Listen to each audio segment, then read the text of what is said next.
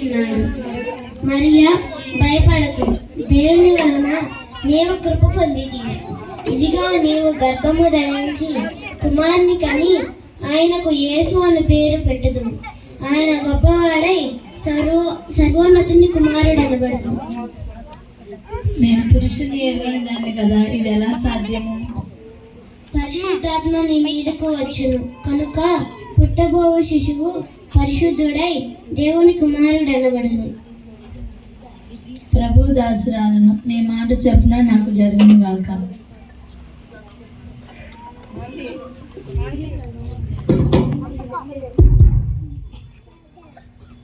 ఆమె భర్త అయిన యోసేపు నీతిమంతుడై ఉండి ఆమెను అవమానపరచనొల్లక రహస్యముగా ఆమెను విడనాడ నిర్దేశించను.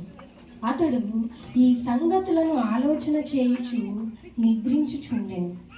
అప్పుడు గాబ్రియేలు దూత స్వప్నమందు, దావీదు కుమారుడు అయిన యోసేపు, నీ భార్య అయిన మరియను చేర్చుకొనుటకు భయపడకు. ఆమె గర్భము ధరించినది పరిశుద్ధాత్మ వలన కలిగినది. ఆమె కన్యకు గర్భవతి అయి కుమారుని కనును. ఆయనకు ఇమ్మానుయేలు అని పేరు పెట్టెదరు.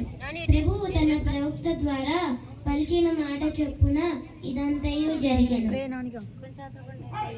యోసేపు నిద్ర మేల్కొని ప్రభువు దూత తనకు ఆజ్ఞాపించిన ప్రకారము చేసి తన భార్యను చేర్చుకొనెను.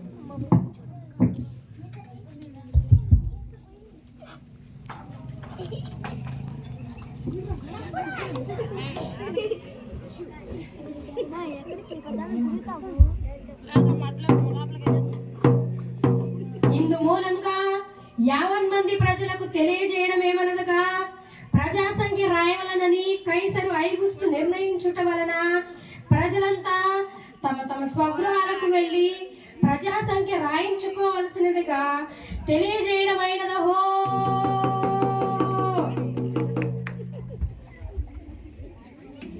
యోసేపు దావీదు వంశములలోను గోత్రములలోను పుట్టినవాడు కనుక తనకు భార్యగా ప్రదానం చేయబడి గర్భవతి అయిన మరియతో కూడా నజరేతు నుండి యూదయలోని బెత్లెహేము అనబడిన దావీదు ఊరికి వెళ్ళెను.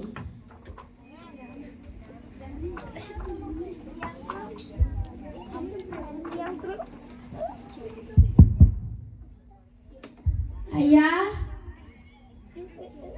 చెప్పండి. నా భార్య నిండు చూలాలు, మీ ఇంట్లో కొంచెం స్థలం ఇవ్వగలరా? మా ఇంట్లో స్థలం లేదు, వెళ్ళండి. అమ్మా, నా భార్య నిండు చూలాలు, మీ ఇంట్లో కొంచెం స్థలం ఇవ్వగలరా? క్షమించండి, మా ఇంట్లో స్థలం లేదు.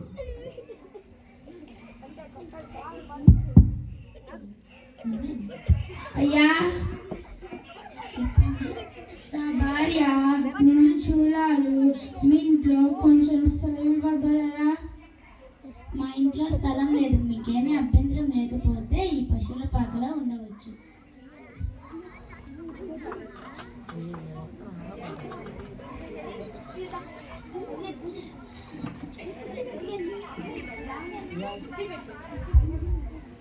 రాజైన హేరోదు దినములలో యేసు పుట్టిన పిమ్మట ఇదిగో తూర్పు దేశపు జ్ఞానులు హేరోదు రాజు యొద్దకు వచ్చి, రాజా, యూదులకు రాజుగా పుట్టినవాడు ఎక్కడ ఉన్నాడు? తూర్పు దిక్కున మేము ఆయన నక్షత్రం చూసి బయలుదేరి వచ్చాము. మేము ఆయనను పూజింపవచ్చుతున్నాము. ఎవరక్కడ? శాస్త్రులను పండితులను ప్రవేశపెట్టు. క్రీస్తు ఎక్కడ పుట్టును?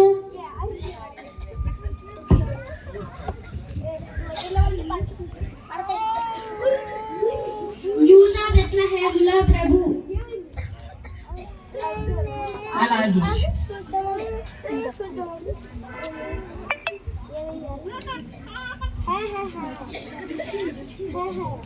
అలాగే జ్ఞానులారా, మీరు వెళ్ళి ఆ శిశువు విషయమై జాగ్రత్తగా తెలుసుకొనగానే నేనును వచ్చి ఆయనను పూజించున్నట్లు నాకు వర్తమానము తండి.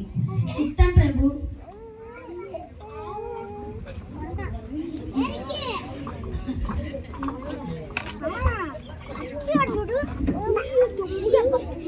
నేను ఓటమి ఎరుగని హేరోదు రాజును మరి ఒక రాజును పూజించుటయా?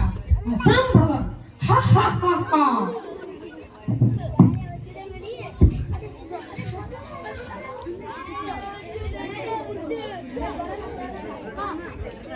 రాత్రి వేళ బెత్లెహేములో కొందరు గొర్రెల కాపరులు పొలములో ఉండి తమ మందను కాచుకొని చుండగా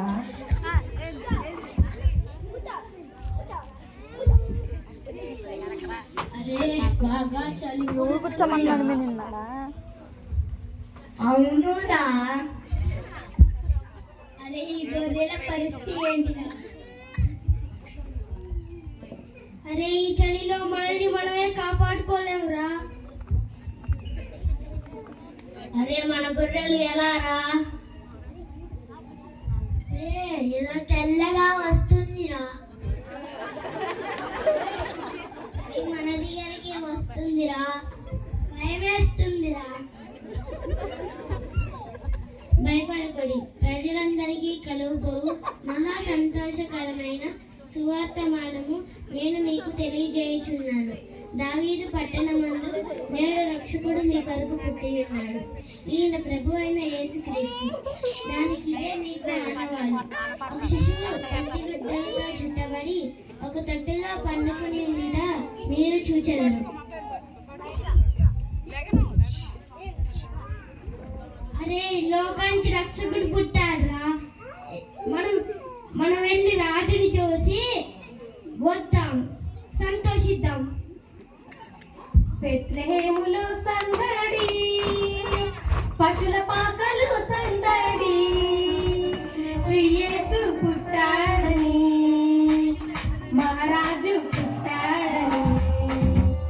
బెత్లెహేములో సందడి, పశుల పాకలు సందడి, శ్రీ యేసు పుట్టాడని, మహారాజు పుట్టాడని. ఆకాశములో సందడి, చుక్కలలో సందడి, ఆకాశములో సందడి, చుక్కలలో సందడి, మిలమిల మెరిసే సందడి, వెలుగులలో సందడి, మిలమిల మెరిసే సందడి, బెత్లెహేములో సందడి, పశుల పాకల సందడి,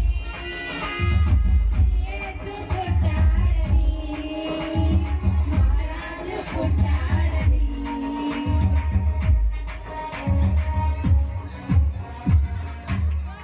తూర్పు దేశపు జ్ఞానులు ఆ నక్షత్రమును చూచుచు యేసు పుట్టిన బెత్లెహేమునకు ప్రయాణమైంది. అందాల తారా అరుదించే నాకై అంబారాధీలో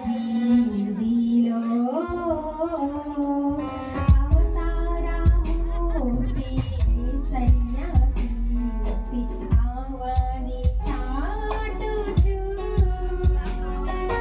ఆనంద సాంద్రము పొంగినాలో అమర కాంతిలో ఆది దేవుని చూడా వాసింప మనసు పయనమైతిని. తారా అరుదించే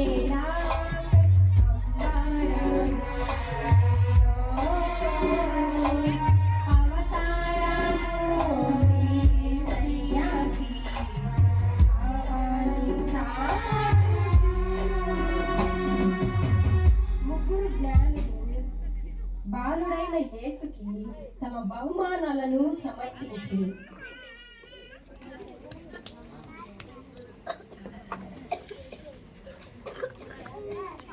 దూత